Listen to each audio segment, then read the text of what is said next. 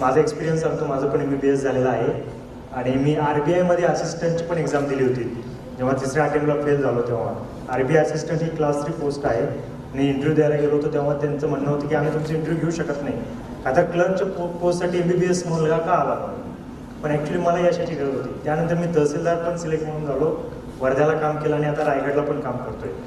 तहसीलदारशिपमध्ये मला MBBS एवढा फायदा झाला, म्हणजे जे हेल्थ रिलेटेड प्रॉब्लेम आहेत, नॉट ओन्ली म्हणजे माझ्या स्टाफचे नाही तर तालुक्याचे पण प्रॉब्लेम आम्ही बऱ्यापैकी टॅकल करू शकतो आणि त्याच्या रिलेटेड आम्ही फीडबॅक कलेक्टरांना देऊ शकत होतो.